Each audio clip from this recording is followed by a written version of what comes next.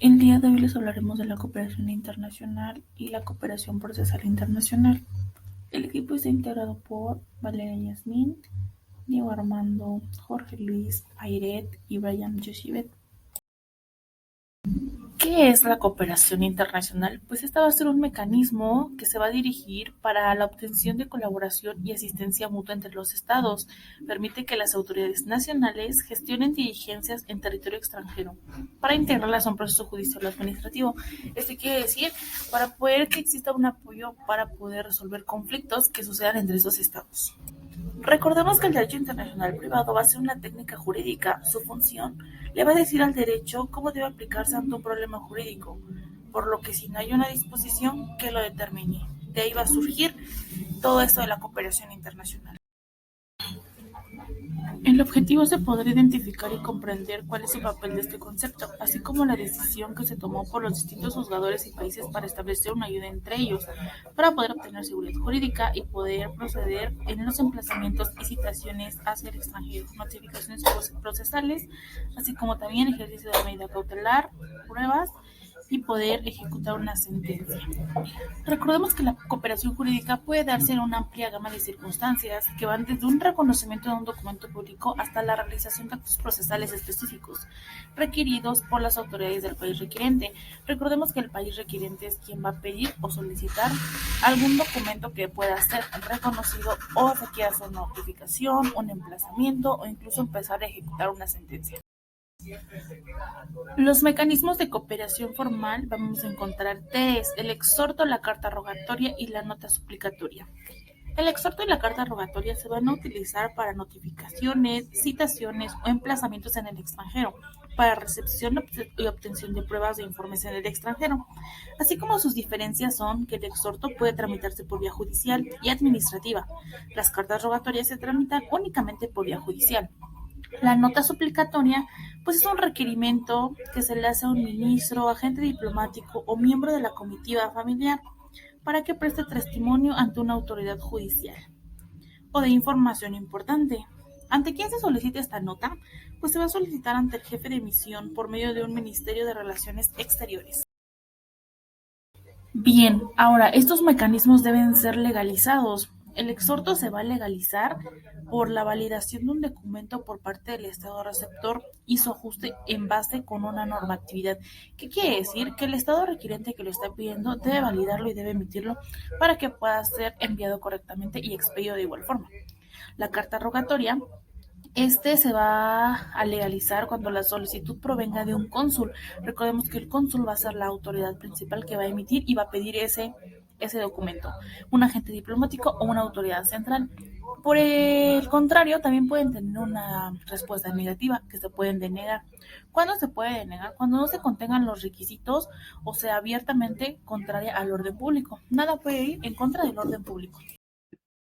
Asimismo, tenemos los tipos de cooperación internacional, lo cual es una cooperación técnica, una cooperación financiera, cooperación cultural, donaciones en especie, becas y cursos cortos, y por último tenemos una ayuda humanitaria.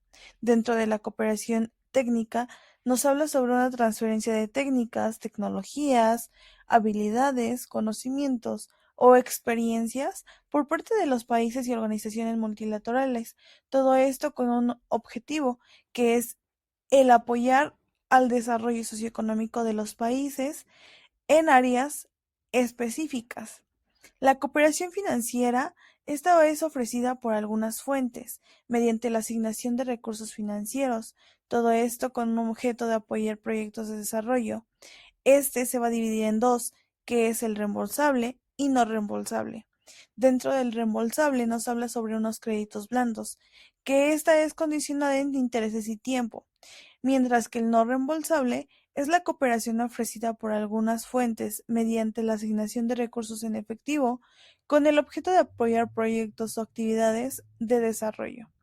La cooperación cultural es la ayuda destinada a la realización de actividades en algunas áreas culturales, con el objeto, mediante esta, teniendo unas donaciones de material, capacitación e intercambio para poder llegar a concluir con una cooperación cultural adecuada. La donaciones en especie, pues va a ser un estado que transfiere equipos o materiales a una institución que los requiera realmente, como puede ser la donación de equipos médicos a hospitales. Esto con la intención de que mediante estas donaciones, esos institutos, estas instituciones puedan enriquecerse y dar una mejor atención. Tenemos las becas y cursos cortos, y su objetivo es contribuir a la formación del personal técnico, investigadores o funcionarios que puedan desempeñar un papel importante en los países en desarrollo. Todo esto va a ser mediante su formación o capacitación técnica en otro país. Y por último, tenemos la ayuda humanitaria, y este será el conjunto de acciones, medidas y programas que tienen por objeto fundamental prevenir y aliviar el sufrimiento humano y proteger la vida y la dignidad de las personas y comunidades afectadas por desastres naturales o conflictos armados. Y es así como también tenemos una cooperación procesal internacional. Esta es la colaboración o asistencia legal mutua entre Estados, con el objeto de practicar las diligencias que sean necesarias en el desarrollo de un proceso que se ventila en el territorio de otro Estado. Antecedentes de la cooperación procesal internacional. El origen de esta cooperación se remonta a la Edad Media, época en la cual había comunicación entre diversos órganos que podrían considerarse judiciales. El aumento de las relaciones entre nacionales y extranjeros condujo a percibir que la ley del foro y las discrecionalidades de otorgar la reciprocidad eran insuficientes para solucionar los conflictos. Se presentaron dos situaciones: el principio lex fori regit processum, la cual continuará aplicándose en las relaciones absolutamente nacionales, y en las relativas y absolutamente internacionales se estableció la cooperación procesal internacional mediante la celebración de acuerdos, tratados y convenciones entre los Estados.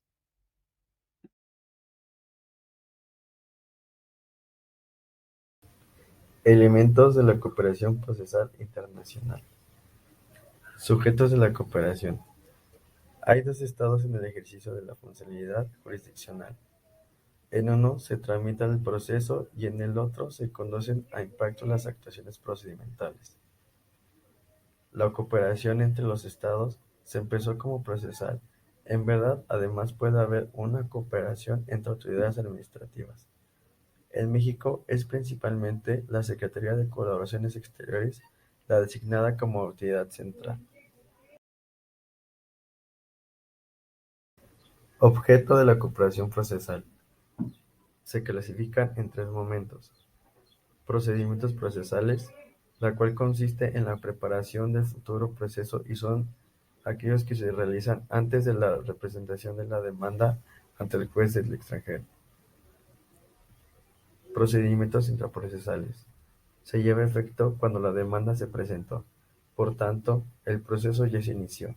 En esta etapa, el juez puede citar a los testigos, quien deben acudir.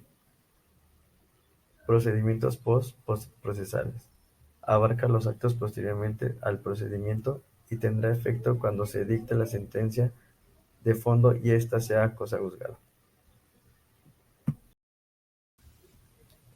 Funciones de los tribunales. Actos estrictamente procesales. En estos intervienen las dos partes de la condena y del juzgador, quien tiene la actividad procesal a su cargo mediante el ejercicio de la función jurisdiccional. Estos actos coinciden con los procedimientos intraprocesales, pues se refieren a la actividad de las partes y del juzgador dentro del procedimiento. Actos procedimentales. Estos se llevan a cabo por los dos miembros del aparato jurisdiccional, los oficiales, los escribientes y los actuarios. A ellos corresponde llevar efecto a la etapa procesal. Clases de cooperación. La cooperación internacional estrictamente procesal se lleva a efecto mediante la carta rogatoria o el exhorto de un juez que solicita a otro ordenar la realización de actos procesales o procedimientos que él no puede ordenar ni llevar a cabo. Otras formas de cooperación pueden consistir en solicitar requisitos, aclarar dudas de derecho sustantivo o objetivo, información acerca de derecho, las jurisprudencias o los procedentes, consultas a las autoridades diplomáticas o consulares.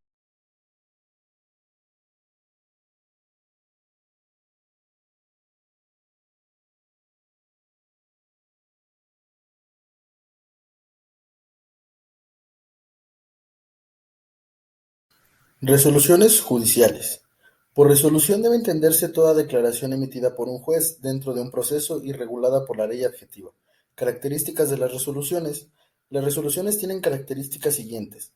Son actos jurisdiccionales. Con ellas el órgano judicial declara su voluntad y ordena, prohíbe, realiza una conducta. Son actos unilaterales, aun cuando lo emitió un órgano judicial colegiado. Mediante ella se tramita un proceso, se resuelve un litigio y se pone fin, así como también se suspende el juicio. Clases de resoluciones. Las resoluciones se clasifican por las siguientes: las de simple trámite, denominadas decretos; las que ejecutan provisionalmente; las que tienen como función detener la continuación del procedimiento, llamadas autosuspensivos; las que preparan el conocimiento y decisión del litigio, cuya función consiste en admitir o desechar pruebas, denominadas preparatorias; las que dirige incidente promovido antes o después de dictada la sentencia, conocidas como interlocutorias; las que dan por concluido un juicio. Estas son las sentencias definitivas. Conocimiento y ejecución de sentencias extranjeras. Esto significa aceptar o considerar si la sentencia recibida ejecutará en todos sus términos y efectos o si se asimilará a una decisión análoga del Estado que reconoce y se le atribuirá sus propios efectos. Los sistemas de reconocimiento son dos: exequatur y automático. En el sistema exequatur consiste que el juez de competencia indirecta, al recibir la solicitud de reconocimiento y ejecución de una sentencia, la revisa con el fin de constatar que satisface los requisitos procesales que dispone su ley interna. Y, por tanto, en el sistema automático consiste en exigir el cumplimiento de requisitos, por lo cual las sentencias se ejecutarán ipso facto.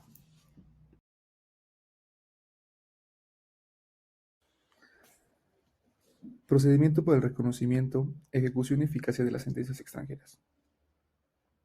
El Estado requiriente puede solicitar las más diversas actuaciones para que el proceso se lleve a efecto.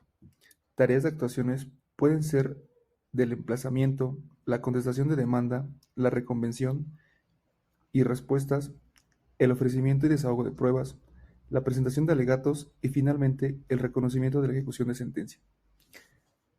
En la ejecución de sentencia, el juez requerido nunca juzgará en el fondo de asunto, pero tiene la obligación de comprender para qué se satisfacen los requisitos en su ley, o en su caso, que se cumplan los 4 requisitos mencionados. Efectos de reconocimiento. Se entiende por efectos de reconocimiento de las consecuencias derivadas de la aceptación de la sentencia extranjera, porque satisfacen plenamente los requisitos del Estado requerido. Los efectos de reconocimiento son 2. Efecto de equiparación consiste en que la sentencia extranjera tendrá los mismos efectos que una sentencia nacional.